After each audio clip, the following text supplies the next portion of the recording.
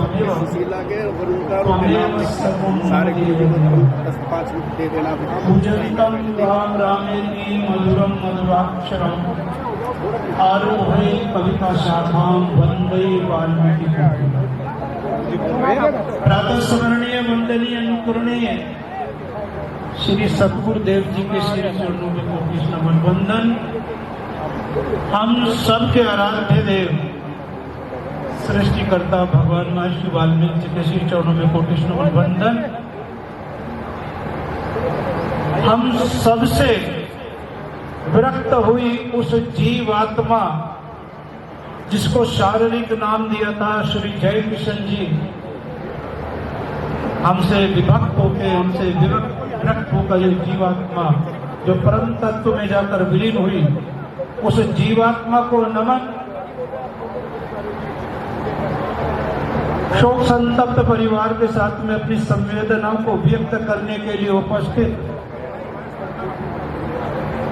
धर्मनिष्ठ बंधु और मात्र शक्ति,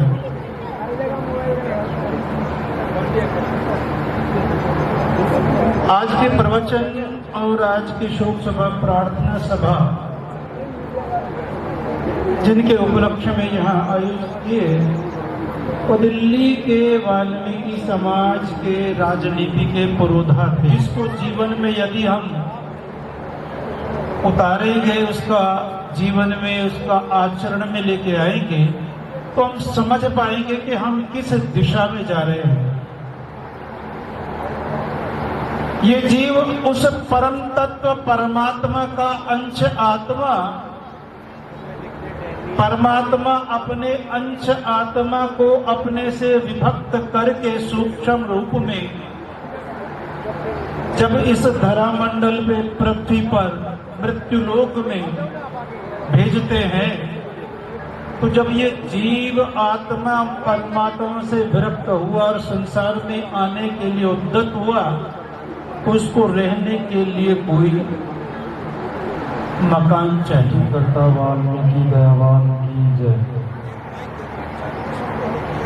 हमारे बहुत ही आदरणीय जय किशन जी 5 बार के विधायक अपनी संसार की यात्रा पूरी करके परमात्मा के चरणों में विलीन हो चुके हैं, और आज उनकी शोक सभा में दूर दराज से जो लोग आए हुए हैं, परमात्मा से भगवान वाल्मीकि महाराज के चरणों में हम सब मिलकर यही प्रार्थना करते हैं कि परमात्मा जय किशन जी को अपने चरणों में स्थान दे। जय वाल्मीकि। हम कंधे से कंधा लगा करके आपके साथ खड़े हैं। आदमी किसी भी दल में काम करे, लेकिन विचारधारा जो है वो हमारी राष्ट्र के प्रति समर्पित होनी चाहिए, इस देश के संविधान के प्रति समर्पित होनी चाहिए।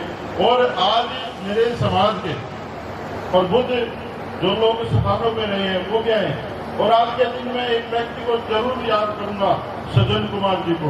वैसा व्यक्ति तो मैं रमाकांत गोस्वामी जी से भी पुष्पांजलि के लिए अनुरोध कर रहा हूं। भाई अपने अंतिम पुष्पांजलि और श्रद्धांजलि देने के लिए इकट्ठा हुए,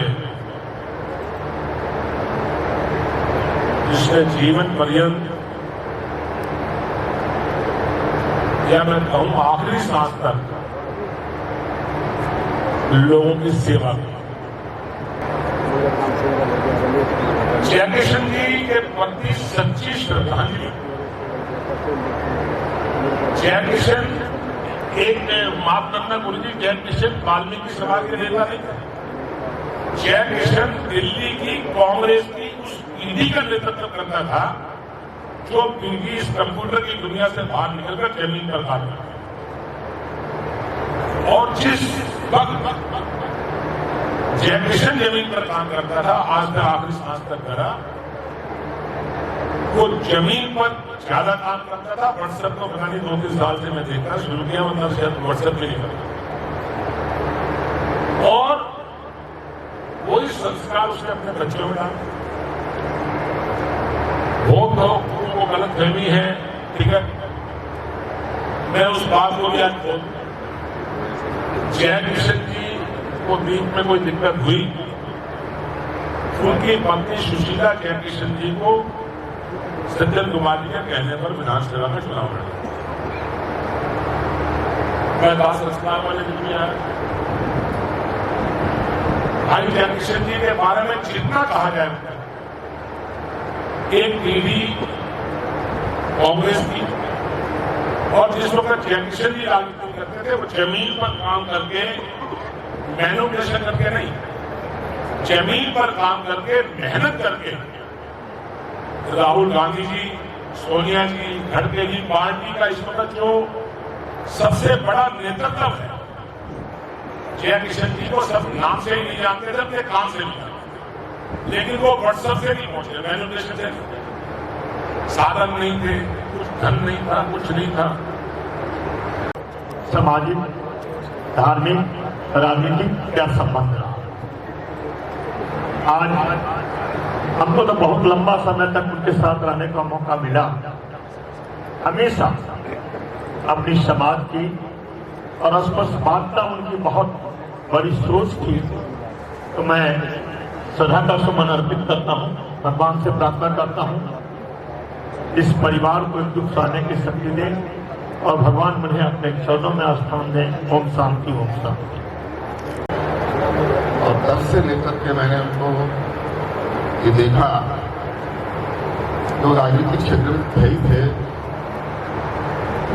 बहुत काम करने वाले, आगे सामाजिक तौर पे भी दलित समाज के लिए जिस तरह से उन्होंने आवाज उठाई।